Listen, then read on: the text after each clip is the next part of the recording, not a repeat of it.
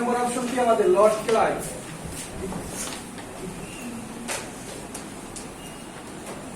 ভারতীয় উপমহাদেশের প্রথম ব্রিটিশ গভর্নর। দেখো ব্রিটিশ বানান কিন্তু তোমাদের সাথে আমার নাম লিখতে পারে, এটা কিন্তু আমি একটা সংবাদপত্রের বানান লিখি, বয়রহলা রসিকার দিয়া বিস্তৃতি লাগে, এটা কিন্তু একটা সংবাদপত্র থেকে বানান দেওয়ার নাম, এরপর থেকে আমি লিখি বয়রহলা রসিকার দিয়া না বলতে রাখা। এখন তুমি এটা দেখে বলবা যে বারবার ভুল লেখতেছে, না এটাও কিন্তু লাগে। হ্যাঁ, আমার বইতে আমি বানান লিখি, বানান ভুলে যায়, যেটা আমরা সবাই জানি, ভুলে যদি দিয়ে থাকি এখানেই বানান নিয়ে লিখি। ভারত উপমহাদেশের প্রথম ব্রিটিশ গভর্নর কে? Lord Clive. তিনি 1765 সালে, তিনি বলতে তো বুঝবা যে 1 নম্বর অপশনে কে, ব্যক্তি কে। আরো যদি স্টাইলিস্ট হও, এটা তুমি একটা কালার দিয়ে দেখো, তিনি 1765 সালে দ্বৈত শাসন ব্যবস্থা প্রবর্তন করেন। এখন দেখো এখানে কয়টা? 3টা প্রশ্ন, এখানে 3টা প্রশ্নের সমাধান তুমি এখানে পেয়ে যাও। কিভাবে? ভারতীয় উপমহাদেশের প্রথম ব্রিটিশ গভর্নর কে ছিলেন? Lord Clive.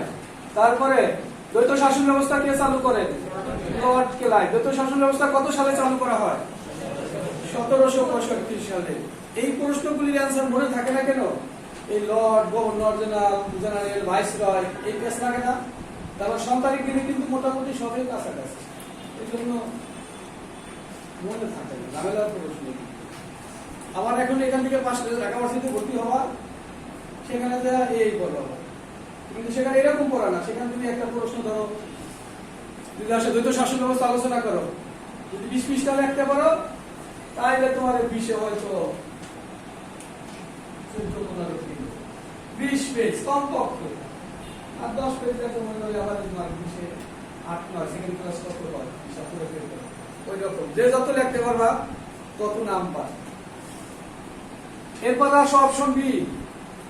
অপশন বি কি আছে? Lord Cornwallis. এই কাগজটা পাস করে দাও। লর্ড কর্নওয়ালিস তিনি বাংলার গভর্নর হন 1786 সালে। এটা গুরুত্বপূর্ণ, পরীক্ষা আসার মতো গুরুত্বপূর্ণ না। তিনি 23 মার্চ 1793 সালে চিরস্থায়ী বন্দোবস্ত, চিরস্থায়ী বন্দোবস্ত ও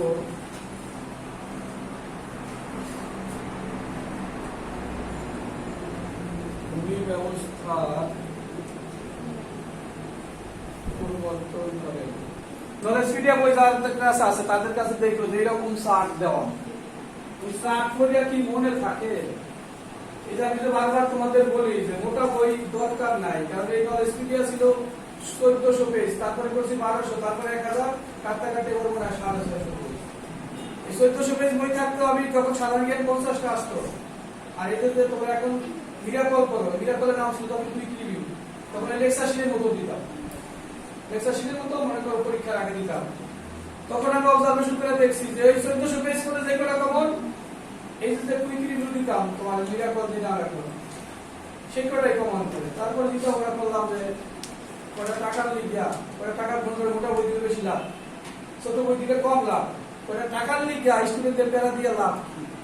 কমন যদি 1400 পেজের বই করে মনে করো 50টাই কমন করতো তাহলে ঠিক আছে, আর 50টা কমন করলে কি তুমি পারবা 1400 পেজের বই পড়ে? এখন এই কথা বোঝাতেই তোমাদের বলি, তোমাদের কানে ঢুকে না, তোমরা শুনো না, কেউ কাছে এমপি থিওরিও আছে। এলপি3 আছে, এলপি3 দুইটা বইয়ের পৃষ্ঠা সম্পূর্ণ বাংলাদেশ আন্দোলন। তুমি বই পড়লা, তুমি দাগাইতে পারো না, পারো এই মিরাকল করে যারা পরীক্ষা দিতেছে তুমি কই 30 শব্দ বাইরে দিতে না, মনে থাকে না রে ভাই। তো আমার কাছে অনেক বই আছে, আমি কিন্তু গতবার একটা চিত্র দেখাইতে পারলে ওরা হাসবা। গতবার মেসেঞ্জার বলতে একই স্টুডেন্ট ইউসিসি মনে হয় বাজারে যত ইংলিশ বই আছে সব কিছু, বাংলা বই যত আছে, সাধারণ জ্ঞানের যত বই আছে, পরীক্ষা দিয়েছে আমার কাছে। ও তখন 100 মার্কের পরীক্ষা তোমাদের এখন নেই, 30 মার্কের পরীক্ষায় তো পারো না বোঝানো। ও 100তে পাইছে 20, তাহলে এত বই কেনা দরকার কি? আর যেহেতু নেগেটিভ মার্কিং আছে, আমাদের সময় থাকলে একটা ভিন্ন, আমাদের সময় আমি সাধারণ জ্ঞান মনে হয় 50-এর মধ্যে মনে হয় আমি 20 জায়গায় জানতে আছে পারি না, কি করবো, কোনো ভয় ডরহীন ভাবে, কোনো নেগেটিভ মার্কিং ছিল না। তোমাদের তো হাত পা বাঁধা। এই যে দেখো তোমরা যারা 30টা সাধারণ জ্ঞান পাস কততে জানো?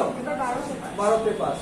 12তে পাস যে করবে সেও চান্স পাবে, 12তে পাবে সেও চান্স পাবে। বাংলা ইংলিশ তো জানো 6-6, কিন্তু শুধু পাস করলে কি চান্স?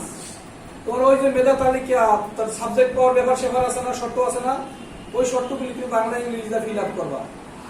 তারপরে কি চান্স পাওয়ার পরে একটা ডিমান্ড থাকে কি ভালো একটা সাবজেক্ট, এই ভালো সাবজেক্ট দিবে সাধারণ জ্ঞান, পজিশন আগাই দিবে, তুমি সাবজেক্ট হয়ে যাবে। সুতরাং গুরুত্ব বুঝে তোমার করতে হবে। এখন দেখো 23 মার্চ 1793 সালে চিরস্থায়ী বন্দোবস্ত ভূমি ব্যবস্থার পরিবর্তন করেন। এটা গুরুত্বপূর্ণ না তেমন, পরীক্ষা আসার মতো। চিরস্থায়ী বন্দোবস্ত কে পরিবর্তন করেন? Lord Cornwallis. চিরস্থায়ী বন্দোবস্ত কত সালে চালু করা হয়? তারপরে ভূমি ব্যবস্থা কে পরিবর্তন করেন? Lord Cornwallis. আরো কিছু আছে নাকি? আরো গুরুত্বপূর্ণ, যেটা বেশি গুরুত্বপূর্ণ, ভারতীয় উপমহাদেশে তিনি, ভারতীয় দেখেন উপমহাদেশে বলতে তো ভারতীয় বোঝা নাকি, তিনি উপমহাদেশে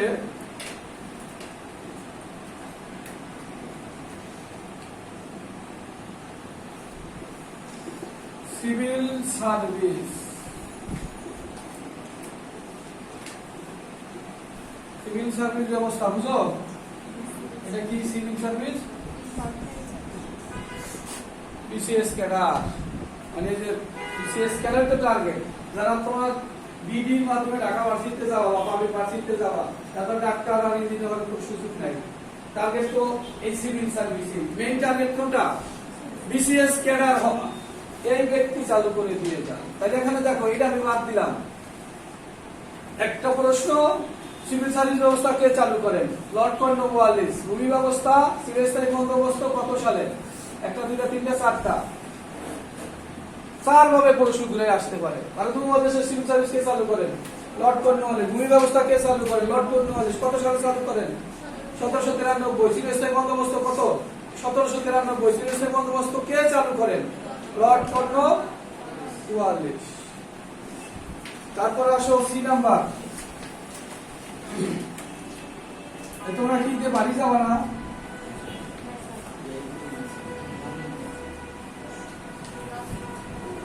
অনেক তো বাড়ি চলে গেছে, গ্রুপটা বুঝলাম, অনেকে বাড়ি চলে গেছে, তাই না? তোমরা তো কম জানলে তোমাদের ক্লাস আজকে নিতাম না, তাহলে সাতপুরে ক্লাস নিতাম। সাতপুরে তোমার স্টুডেন্ট বসার জন্য জায়গা দেওয়া যায় না, সাতপুরে জায়গা দেওয়া যায় না স্টুডেন্ট বসার জন্য। কারণ কি, ওরা তো তার বাড়িতে ভিতরে, তোমাদের আশেপাশে থেকে আসে, ওদের তো ইজা সাতরা তো ক্লাস করতে পারে, সমস্যা না।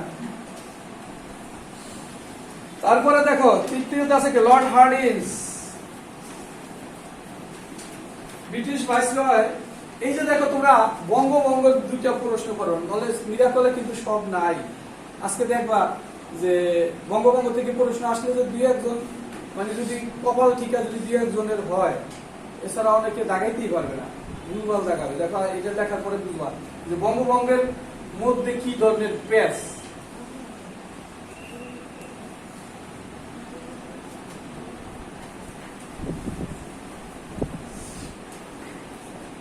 ব্রিটিশ ভাইসরয় লর্ড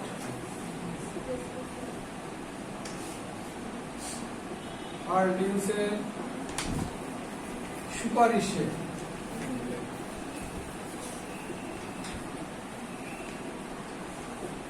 ডিসেম্বর 1911 সালে ওই কাগজটা পাস করে দাও। বঙ্গ রদ করা। কয়টা প্রশ্ন পাওয়া যায় এখানে? দুইটা। বঙ্গভঙ্গ কার সুপারিশে রদ করা হয়? Lord Hardinge. বঙ্গভঙ্গ কত সালে? 1911 সালে রদ করা হয়, এই তো। তারপরে দেখো বঙ্গভঙ্গটা করেন কি? এই যে বাংলা ভাগ,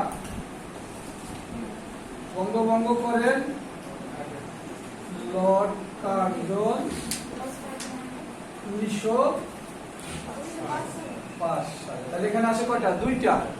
বঙ্গভঙ্গ কে করেন? Lord Curzon. বঙ্গভঙ্গ কত সালে করা হয়? 1905 সালে। যখন বঙ্গভঙ্গ করা হয় তখন কার্জনের উপাধি কি ছিল জানো? যখন তিনি বঙ্গভঙ্গ করেন, এখানে দেখেন ওই যে গভর্নর জেনারেল, ব্রিটিশরা এক এক সময় তোমার এই টাইটেলগুলি চেঞ্জ করছে। তখন তিনি বড় লাট ছিলেন। লর্ড কার্জন ছিল বড় লাট।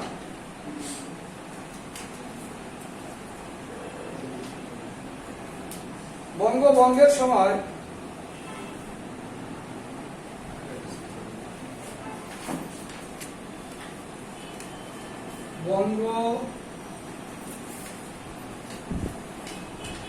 বঙ্গের সময় ভারতের গভর্নর ঘুমটিপুরনায় জেনারেল ছিলেন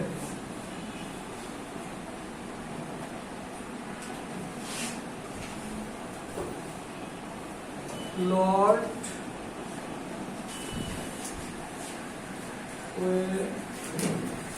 ওয়েলেস।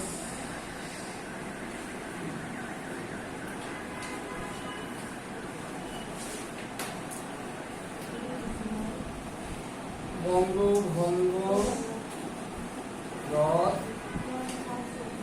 ঘোষণা করেন রাজা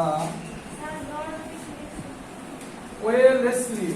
ও অন্তঃশেখর লয়কার স লয়রসিকার পঞ্চম জয়। দেখো লর্ড ওয়েলেসলি। এখন দেখো বঙ্গভঙ্গের উপর এটা লিখলাম কেন?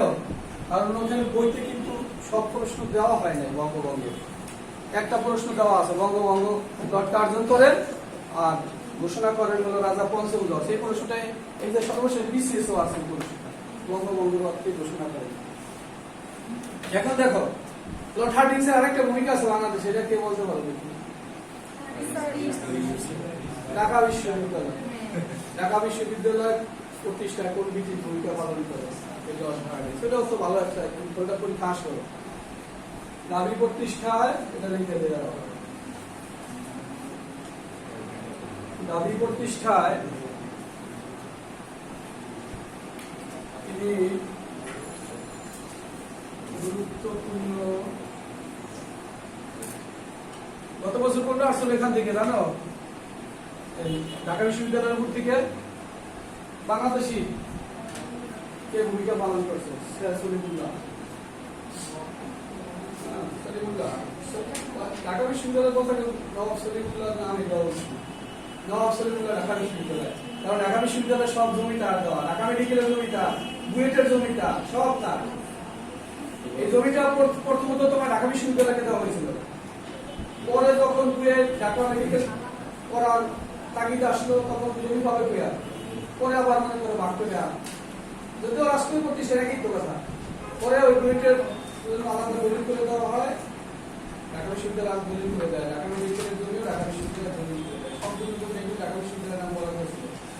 এখন দেখো সেই সলিমুল্লাহ একটা হল আছে না বিদ্যালয়, বঙ্গবন্ধু জন্মদিন মৃত্যুদিন ঢাকা বিশ্ববিদ্যালয় যত ভোটার ফিরিয়ে পালন করা হয়, আওয়ামী লীগ ক্ষমতায় থাকবে, বিএনপি ক্ষমতায় থাকবে, জিয়াউর রহমান একটা সলিমুল্লাহ জন্ম মৃত্যু দিন করে নাকি জানেন? চিন্তা করে দেখো সে ব্যক্তিটাও তো এরকম পালন হইতে পারে। আমি ক্ষমতা থাকলে বঙ্গবন্ধুটা, বিএনপি ক্ষমতা থাকলে যেহেতু আমার একটা ক্যাম্পাসে দেখবা মেয়েদের ছেলেদের আর সারা ঢাকা শহরে সব ছেলে মেয়েরা হাজির পালন করে ভালো।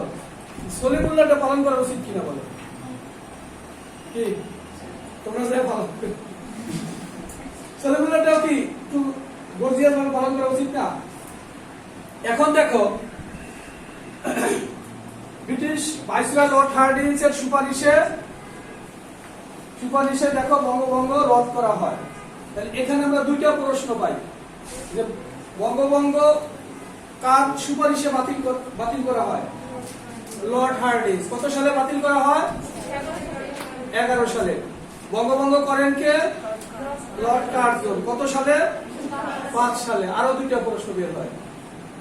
তারপরে আসো বঙ্গভঙ্গের উপর আরো পেজ আছে, এটা পরে লিখছি আমি। বঙ্গভঙ্গ রদ ঘোষণা করেন কে? রাজা পঞ্চম জর্জ।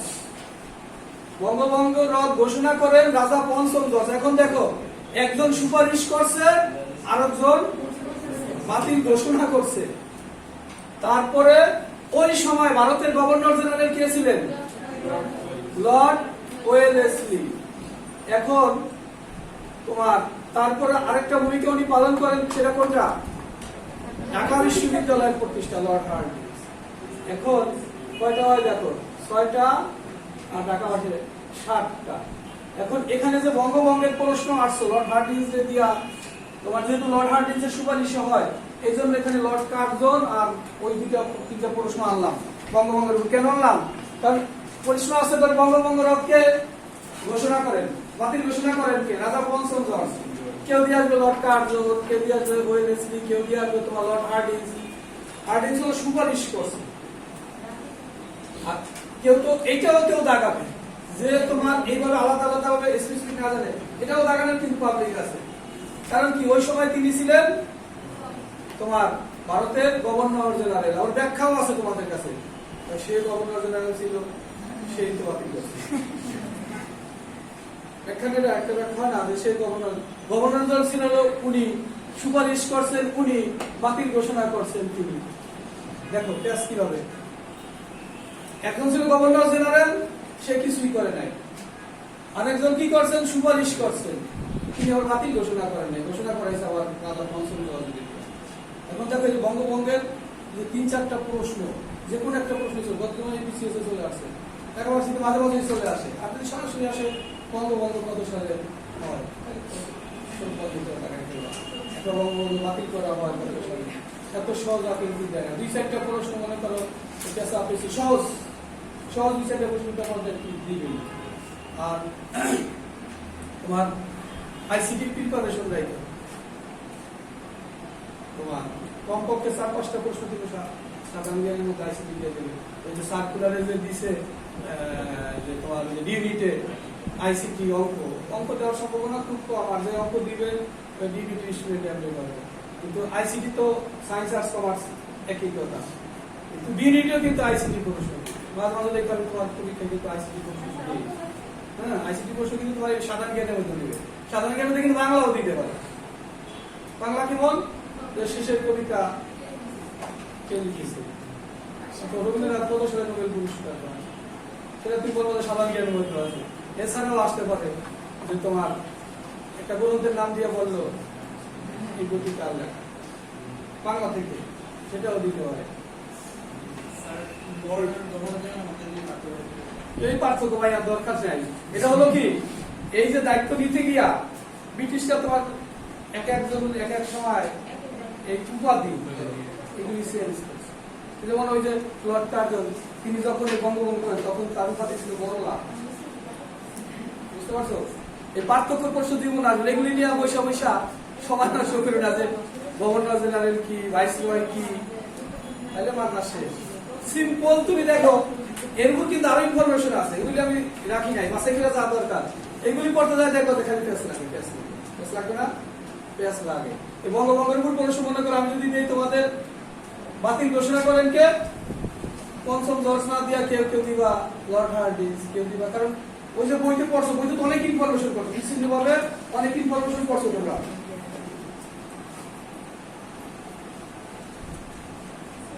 নাম্বার তো তোমাদের ভালো নাই, তো কম দেওয়া 10, 9, 8, 7, 11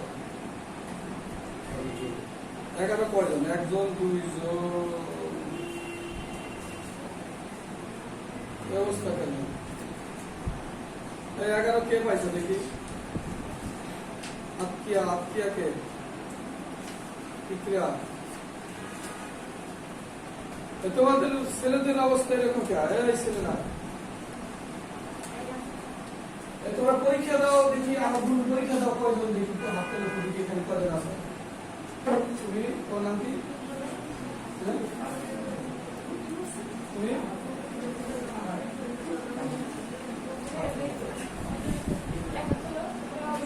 আর কে মেয়েরা? আর কি তোমরা কি বলছা?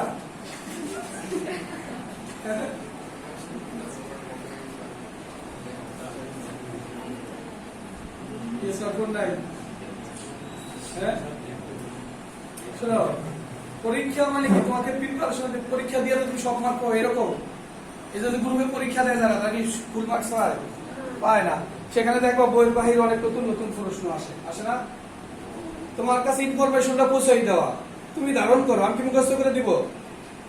ইনফরমেশন বাছাই করে তোমার কাছে পৌঁছে দেওয়া। সাধারণ জ্ঞানের কোনো নির্দিষ্ট সিলেবাস নাই।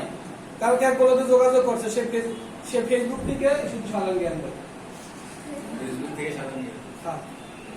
তো আমি মোবাইলে ঢুকে সার্চ দেই, যা পাই তাই করি, পরিস্থিতি নেই, কোন বই কিনে নেই কয় না। আমি তোমাকে ফেসবুক বিশ্ববিদ্যালয়ে ভর্তি করছি, তোমরা বলো। এখন তোমরা মেয়েরা কজন পরীক্ষা দাও দেখি? মেয়েরা কিন্তু অনেক আগার হয়েছে ছেলেরা। দেখো কালকে ডেন্টালের রেজাল্ট হয়েছে, সেরা 4 এর মধ্যে 3 জনে মেয়ে। সামনে তো আমি দেখি যে অবস্থা আসতেছে, ছেলেরা নিচে থাকবে, মেয়েরা উপরে থাকবে, তোমাদের জায়গা নাই। এবার মেডিকেলও তো দেখা গেল তাই। তোমাদের অবস্থা কেন? তোমাদের যারাই জিজ্ঞেস করি, ভাই ঢাকা বিশ্ববিদ্যালয়ে ভর্তি হইতে চাই, কি প্রিপারেশন না, কি করো? আজকের এই পরীক্ষাটা আমি কেন নিলাম? দেখো তোমাদের অবস্থা চেহারা বুঝে। প্রত্যেক বছর এই পরীক্ষা নিয়ে 50 মার্কের, প্রত্যেক বছর কিন্তু এই প্রশ্নটা হয় কত তোমাদের 15 মার্ক না, 50 মার্কের নেই এই সলভ ক্লাসে। প্রথমগুলি রাখি, পরেরগুলি তার সমাধান করা সম্ভব হয় না। তোমার কাছে প্রশ্নটা চলে যায়। এখন দেখি কোনো অস্বাস্থ্য, মানে করোনা দুর্বল হয়ে গেছে, এই জন্য বেশি চাপ দিয়ে লাভ নাই। তোমরা কি ফোন চালাও না? ফোন চালাও না? অন্যান্য গ্রুপে পরীক্ষা দাও। কেউ কেউ আছে এমন গ্রুপে পরীক্ষা দাও, যদি বলি বলো তো ওই বাইক কোথায় পড়ে, জানি না। আরে আমি যে ইমামের পিছনে নামাজ পড়বো, ইমাম কি আসলে ইমাম না বন্ড ইমাম? এটা ঠিক আছে, বাংলাদেশে বন্ড হুজুরের অভাব নাই। কি বন্ড হুজুরের কিন্তু বাংলাদেশে অভাব নাই, ফু দিয়ে দেয়। রাত 12টার পর দেখো মনের মানুষ কাছে নিয়ে আসে, ঢাকা যা চাও তুমি তাই দিয়ে দেয়। বন্ড হুজুর বাংলাদেশে আছে না? তুমি তার পিছনে নামাজ পড়ে নামাজ হইব, এটা কিন্তু 100% সত্য কথা। আমি ইংলিশ পরীক্ষা দিই, বাংলা পরীক্ষা পরীক্ষা দিই, ঘাটাঘাটি করে দেখা গেছে সে পরে কোথায় জানো?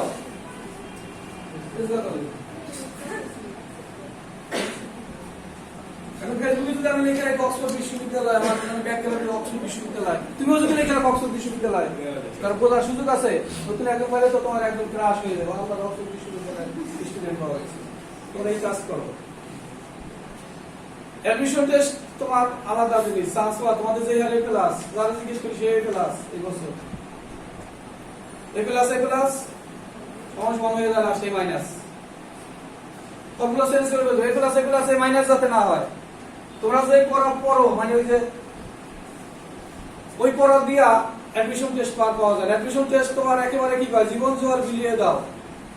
তুমি যা পড়ার এখন এই পড়ার দরকার নাই। তুমি যা পড়ার এই অ্যাডমিশন টেস্টকেই পড়ো, আর অত বেশি পড়ার দরকার নাই। চান্স পাও পাবলিক ভার্সিটিতে, ফেল করার মুখ দেখবা না, তোমার ফেল করাবে না, তুমি ফেল করবা কি লোক, এই সুযোগ হাতছাড়া করো না। দেখো ডি নাম্বারে কি আছে? লর্ড মাউন্ট ব্যাটেন, উপমহাদেশের সর্বশেষ গভর্নর। লর্ড মাউন্ট ব্যাটেন উপমহাদেশের সর্বশেষ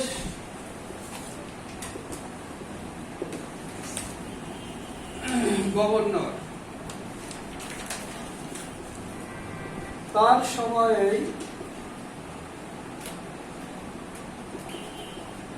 ভারতীয় উপমহাদেশ ও মহাদেশ স্বাধীন হয়। দেখো 2টা 2, 7, 4 এটাই ছিল কথা। 3টা তুমি কি বলছো? আর এরিয়া জ্যাম শব্দটা আমার সামনে করে না, জ্যাম আমার জীবনে ফলাইতে পারে। এক্সাম শব্দটা এখন তো কম, আগে কিন্তু আরো বেশি ছিল। উত্তরটা একটা আসতেছি আমরা 2 বছরে 2 সেকেন্ডে জানা ফলাইতে পারবে। কি এক্সাম জ্যাম থাকবো আমি জানি।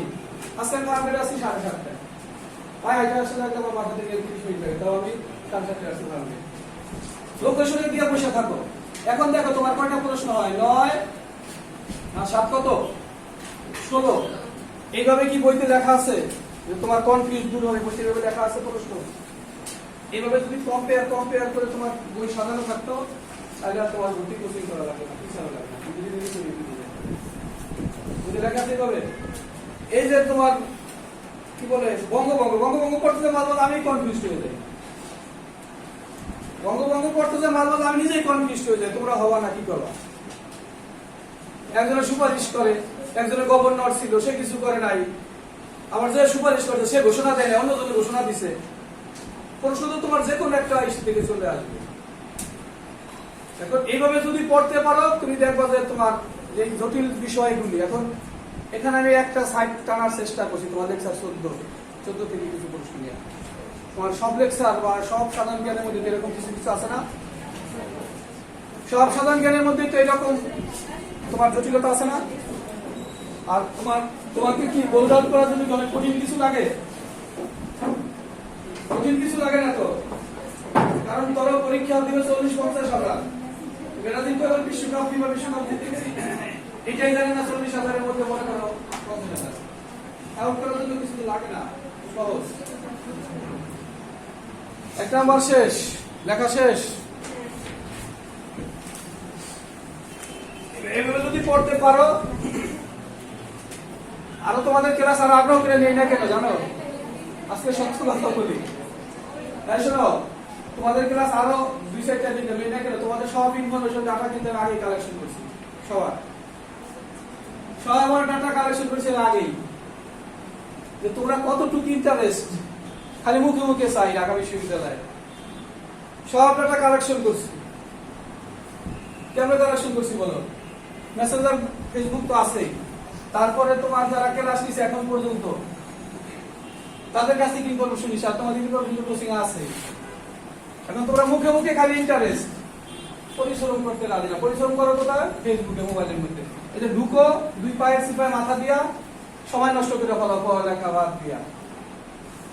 এখনো সময় যতটুকু আছে ভাই, তোমাদের ভালো মতো বলি, নিজের চেহারাটা গোলাই ফেলাও, মেয়েরা চেহারা গোলাই ফেলাও পড়তে পড়তে। এখন তোমাদের সময় আইডিয়া কিভাবে হয়ে গেছে দেখো, যারা পরীক্ষা দাও এখন আমি দেখি তোমরা 25 মার্কস থেকে যাইতে পারো না। গত বছর 6 মাস ক্লাস নিয়েছি টানা অনলাইনে, 6 মাস। তো আমাদের কোচিং এর কোনো স্টুডেন্ট নাই, যে স্কলারশিপ স্টুডেন্ট স্কলারশিপ আমাদের কোচিং এর নেই। ওদের যে ডেডিকেটেড দেখছে ওরা প্রথম ক্লাস করে ভর্তি হয়েছে, স্কলারশিপ ক্লাস করছে আমার কাছে। ওদের যে ডেডিকেটেড দেখছি, তোমাদের যদি ওই মেসেঞ্জার গ্রুপগুলো অ্যাড করি তো বলে কি স্টুডেন্ট না অন্য জগতের মানুষ। সেখানে 10 জন স্টুডেন্ট ছিল, 10 জন স্টুডেন্টের মধ্যে 8 জন স্টুডেন্ট আসতেছে। তোমাদের কিন্তু যখন মেসেঞ্জার গ্রুপ চালু করি তখনই বলছিলাম তোমাদের পরীক্ষা নিতে যাতে আমি কমফোর্ট ফিল করি, আনন্দের সাথে যাতে আরো বেশি করে নেই। তোমার দেখি কি ভাই, সে কি ধ্বজভাঙ্গা রোগ হয় না? এটা কিন্তু ছেলেদের বেশি হয়। সে খালি জিমে কোনো ফিলিংস নাই, ফিলিংস ছাড়া কিছু হবে না। তো প্রেম করতে গেলে ফিলিংস লাগে, শেখা খাইতে গেলে ফিলিংস লাগে, ঢাকা ভার্সিটির চান্স পাইতে গেলে বিসিএস ক্যাডার নিতে গেলে ফিলিংস লাগে। এটা জানো? আমার এক স্টুডেন্টের মা, বলি না তোমাদের, বিএনপির মন্ত্রী ছিল, শিক্ষামন্ত্রী। উনি হলো শিল্পী, রবীন্দ্র ভারতী থেকে পাশ, আমাদের স্টুডেন্ট হলো, আমার সাথে একদম খোলা মানে সবকিছু বলে দেয়। তাই স্যার আমি যাদের সাথে প্রেম করছি তার বিবাহ করতে পারি নাই, তার বিসিএস ক্যাডার বানাইছি আমি, শিক্ষামন্ত্রীর সরাসরি সুপারিশ করে, উনি আমার যাচাস করে তো শিক্ষামন্ত্রীর বইলা বলতে মিলন ভাই আমার এই ইয়ারে বিসিএস ক্যাডার বানানো, তার প্রশাসন ক্যাডার বিসিএস ক্যাডার বানাইছি, কিছু তো যায়, বিশেষ সুপারিশে যায় না কিছু, তাই বিসিএস ক্যাডার বানানোর পর আমার বিবাহ করলো না। এখন অবস্থা কি, বিবাহ করছিল 2 সন্তান হওয়ার পর সংসার বাইরে গেছে, এখন কি সময় সমাপ্ত হয়ে গেছে, সময় সমাপ্ত হয়ে গেছে না। এখন তোমরা এই ফিলিংস নিয়ে লেখাপড়া করো, জীবনটা বদলে যাবে, বুঝতে পারছো? বারবার বলি এরকম জেনতেন মোটা মোটা বই, আমি আর কয়টা বই পড়ি, এই খালি বই বই পড়ে পড়ে তোমার এই বই পড়ে মনে থাকে, এত পড়া মনে থাকে, আমি তো স্টুডেন্ট ছিলাম, মনে থাকে না, ওই রকম ভাবে পড়ো। তারপরে দেখো 2 নাম্বার পরে উপমহাদেশে প্রথম আদমশুমারি কে চালু করেন? নতুন আদমশুমারি কিন্তু আসতেছে, এরা কিন্তু আসবে পরীক্ষায়। আমাদের আদমশুমারি 21 সালে হওয়ার কথা ছিল না, সেটা কিন্তু এখন 22 সালে। কত তারিখে জানো? 15 থেকে 21 জুন এই যে শুরু হবে। এটা কিন্তু পরীক্ষা বি অথবা ডি অথবা গুচ্ছ, তো নাই এখন আর বর্ণ ভার্সিটি আসবে যে কোনো এক জায়গায়। দেখবা যে বাংলাদেশের সর্বশেষ কত ষষ্ঠ আদমশুমারি কবে হয়। এখানে দেখো প্রথমে আছে কি, নাম্বার আছে কি লর্ড ট্রিপন, এই নামটা বাঙালি থাকে, লর্ড না দিলে তো বাঙালি। ব্রিটিশ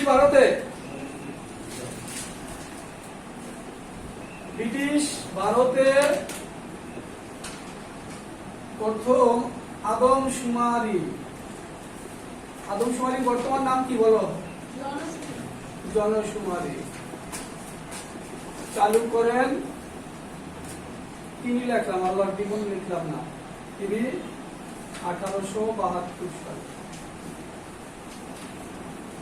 দেখো তার মানে লর্ড রিপন 1872 সালে ভারত উপমহাদেশে প্রথম জনশুমারি বলি আর আদমশুমারি বলি, আদমশুমারি চেঞ্জ করে কিন্তু জনশুমারি দিয়ে দিতে পারে, কারণ এখন নাম চেঞ্জ করে ফেলছে। হ্যাঁ, তোমার কত সালে? 1872 সালে। তিনি ভারতে স্থানীয় শাসন ব্যবস্থা, এই যে আজকে যে আমরা লোকাল গভর্নমেন্ট করি না, স্থানীয় সরকার ব্যবস্থা, আমাদের যে ইউনিয়ন পরিষদ, পৌরসভা, এই ব্যবস্থাটা তিনি প্রথম চালু করেন। তিনি ভারতে বলতে তো বুঝোই, খালি ভারতে না কিন্তু এক কথায় উপমহাদেশে, ব্রিটিশ ভারতে লেখা দেই, ভারত বুঝে বসে দেবা, বাংলাদেশে বাদ দিয়ে দিবা। তিনি ব্রিটিশ ভারতে স্থানীয় শাসন ব্যবস্থা চালু করেন। তিনি ব্রিটিশ ভারতে স্থানীয় শাসন ব্যবস্থা চালু করেন। তাহলে ব্রিটিশ ভারতে স্থানীয় শাসন ব্যবস্থা চালু করেন কে? লর্ড রিপন। আদমশুমারি কত সালে? ভারত উপমহাদেশে আদমশুমারি চালু হয় কত সালে? 1872। কে চালু করেন? লর্ড রিপন। তাহলে আমরা এখানে কি 3টা প্রশ্ন পাইতে পারি, মোটামুটি ভাবে 3টা প্রশ্ন, যেইভাবে ঘুরে আসে। তারপর আছে কি লর্ড ক্যানিং।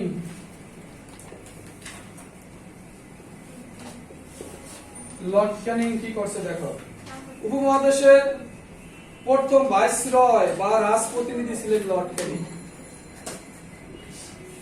উপমহাদেশের প্রথম ভাইসরয় বা রাজপ্রতিনিধি, এই ভাইসরয় ছিলেন লর্ড ক্যানিং, ছিলেন উপমহাদেশের প্রথম ভাইসরয় বা রাজ প্রতিনিধি। প্রশ্ন নিতে পারে যে ভারত উপমহাদেশের প্রথম রাজ প্রতিনিধি কে ছিলেন? নাম তো ঘুরে ফিরে অপশন এইগুলি আসবে। লর্ড কার্জন দিয়ে দিল, লর্ড মাউন্টব্যাটেন দিল, আমি যে সাইড অপশন দিই সেই সাইডটাই দিবে, এরকম তো না। সঠিক একটা থাকলো, অন্য তো এখানে আর অনেকগুলি চরিত্র আছে, যে কোনো আরো 3টা দিয়ে দিল। প্রথম ভাইসরয় বা রাজ প্রতিনিধি তিনি 1857 সালে উপমহাদেশের প্রথম কাগজের মুদ্রা চালু করেন। এটা বেশি গুরুত্বপূর্ণ। তিনি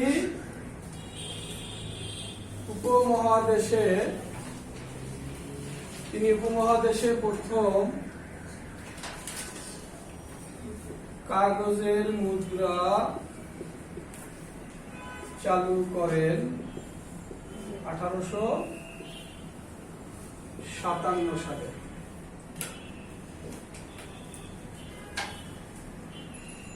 তিনি 1861 সালে পুলিশ আসেনি কেউ এখানে? পুলিশের ছেলে মেয়ে আসো কেউ? এই যে আজকে আমাদের পুলিশি ব্যবস্থা,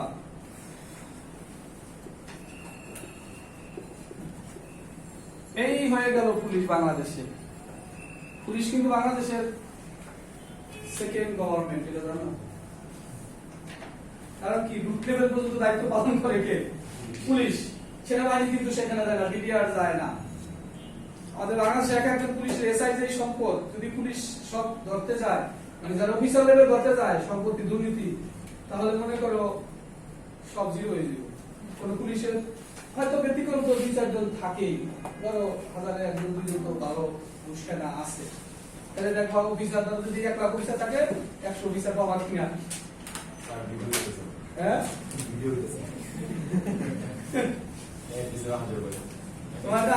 তো সত্য। আমি নিজে ভুক্তভোগী। একবার দেখো, উপমহাদেশের প্রথম ভাইসরয় রাজপ্রতিনিধিকে লর্ড ক্যানিং। তিনি উপমহাদেশে প্রথম কাগজের মুদ্রা চালু করেন। উপমহাদেশে প্রথম কাগজের মুদ্রা চালু করেন কে? লর্ড ক্যানিং। কত সালে? 57 সালে। দুইটা। তারপরে উপমহাদেশে পুলিশি ব্যবস্থা চালু করেন কে? লর্ড ক্যানিং। কত সালে? 1861। তাহলে এখানে প্রশ্ন আসে 5টা। বেশিরভাগ এই প্রশ্নটা বেশি গুরুত্বপূর্ণ। মুদ্রার প্রশ্নটা বেশি গুরুত্বপূর্ণ। কত সালে কে? কত সালে করেন? কে করেন? এই সাল তো মনে থাকতে চায় না, এই সাল তো মনে রাখতে পারবা না, ভুলে যাওয়া। তারপরে একই ধরনের, একই বছর তো কেউ অনেক কিছু করতে পারে। তারপরে আসো লর্ড বেন্টিক। লর্ড বেন্টিক, দেখো, লর্ড বেন্টিক 1835 সালে আদালতে ফরাসির পরিবর্তে ইংরেজি ভাষার প্রচলন। এখানে তো ফরাসিরাও শাসন করে গেছে, পর্তুগিজরা আসছিল। তোমার যখন এখানে ফরাসি বাণিজ্য প্রাধান্য ছিল, তখন আদালতে তোমার বাংলা ভাষা তো এখনো নাই বলতে গেলে, এখন তো ইংরেজি, এখনো ইংরেজি প্রাধান্য। তিনি ফরাসির পরিবর্তে ইংরেজি ভাষা পরিবর্তন করে যান। তিনি 1835 সালে আদালতে ফরাসি কোন দেশের ভাষা বলতো? ফ্রান্স। ফরাসি ভাষার পরিবর্তে ইংরেজি, যেহেতু তিনি নিজে ইংরেজি, তিনি তো তোমার ফরাসি ভাষা রাখবেন না, এটা স্বাভাবিক।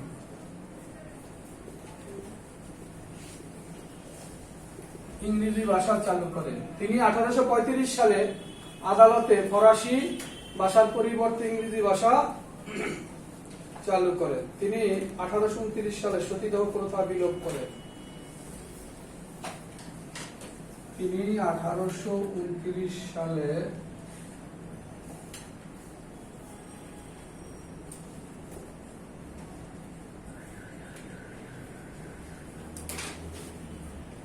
সতীদাহ প্রথা বাঙালিদের পক্ষে ভূমিকা রাখছে কে? আরেকজন কে? ঈশ্বরচন্দ্র বিদ্যাসাগর। এই নাম না দিয়ে কিন্তু ওই নামও দিয়ে দিতে পারবে, ওর অপশন বুঝে লাগাইতে হবে। বুঝে নাই? তুমি পড়ে গেছো একদম Lord Bentinck, Lord Bentinck, Bentinck অপশনই নেই। বাঙালিদের মধ্যে দিতে পারে না। আমাদের বাংলাদেশের যারা ছিল, তারা ছিল উদ্যোক্তা। তুমি একটা জিনিস উদ্যোক্তা হইতে পারো, সরকারের কাছে একটা জিনিস দাবি করতে পারো উদ্যোক্তা নিয়ে, কিন্তু সে দাবি বাস্তবায়ন করবে কি করবে না সরকারের ব্যাপার। এগুলো বাস্তবায়ন করে দিয়ে গেছে। তাহলে দেখো, তিনি 1885 সালে আদালতে ফরাসির পরিবর্তে ইংরেজি ভাষা পরিবর্তন, সেই ইংরেজি ভাষা প্রাধান্য এখন আমাদের কোর্ট কাছারিতে আছে। যদিও হাইকোর্টের একটা রায় আছে যে বাংলা ভাষায় রায় লিখতে হবে, হাইকোর্ট নিজেই রায় দিয়েছে, নিজেই বাংলা ভাষায় লেখ না, যে রায় লিখতে হবে বাংলায়, আর ইংরেজি লিখলেও বাংলা মানে ওই ব্র্যাকেটে বাংলা থাকতে হবে। এখন কিছুদিন আগে দেখলাম, দেখো সরকারের টাকা কেমন নষ্ট হয়, মানে বিচারকরা রায় ইংলিশে লিখবো, ওটা ট্রান্সলেশন করার জন্য এখন লোক নিয়োগ দিছে যে রায় পাবলিশ হবে, কারণ সাধারণ মানুষ তো ইংরেজি বুঝে না। আর এখানে বিচারকদের বিষয়ে একটা দুর্বলতা আছে, কারণ বাংলায় লিখতে গেলে একজন সাধারণ মানুষও পড়ে অনেক কিছুই বুঝতে পারবে, আর ইংলিশে লিখতে গেলে বুঝবে না, বুঝে নাই? আর আইনে তো কিছু মাইল পেশা বেসিক কথা আছে। এখন লোক নিয়োগ দিছে বাংলায় ট্রান্সলেশন করার জন্য। এখন যতই অনুবাদক নিয়োগ দেয়, বিচারকের ওই রায় বাংলা ট্রান্সলেশন করতে গিয়া হুবহু কখনো করা সম্ভব না, বাবার্থ করা লাগবে। তো বাবার্থ করতে গেলে অনেক সময় কি হবে, উল্টা পাল্টা হয়ে যাবে। তারা বাংলায় লেখে কি সমস্যা, বাংলাদেশের লোক বাংলায় লেখে না, ওটার প্রাধান্য লেখে। তারপরে দেখো বেশি গুরুত্বপূর্ণ হলো সতীদাহ প্রথাটা। সতীদাহ প্রথাকে বিলোপ করেন লর্ড বেন্টিক কত সালে? 1829 সালে। বাংলাদেশের কথা বাদ দিয়ে দিলাম, বাংলাদেশে যারা ছিল, বাংলাদেশে যারা ক্যারেক্টার ছিল। সতীদাহ প্রথা তো বুঝো,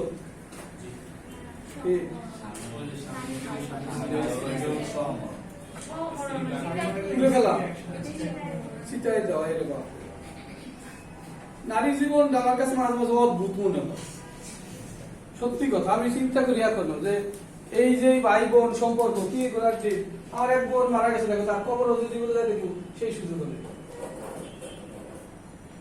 এই যে দেখো সম্পর্ক কি নারী জীবন এখনো যতই সতীদাহ বন্ধ করে যাই করুক, দাহ কিন্তু মেয়েদের বন্ধ নাই। কি বন্ধ আছে? কারো শরীর জ্বলে, কারো মন জ্বলে, কারো শরীর জ্বলে, কারো মন জ্বলে, অনেক কষ্টে আছে। মনে করো স্বামীকে অনেক মেয়েরা, তাহলে কি শরীর জ্বলার চেয়ে মন জ্বলা তারও বেশি কষ্ট। তারপরে দেখো Lord Dalhousie, Lord Dalhousie, Lord Dalhousie, এই কি লিখলাম, লর্ড হইসি লিখতে হবে, লর্ড ডালহৌসি। দেখো লর্ড ডালহৌসি উপমহাদেশ ইংরেজ শাসকদের মধ্যে সবচেয়ে বেশি সাম্রাজ্যবাদী, মানে সাম্রাজ্যবাদী বুঝো, মানে জুলুমবাজ, মানে জুলুমবাজ, মানে অন্যায় ভাবে, মানে জোর জুলুমের রাজা ছিল সে। যারাই ছিল সবাই ভালো ছিল না কেউ, কিন্তু সবচেয়ে বেশি সাম্রাজ্যবাদী উপমহাদেশের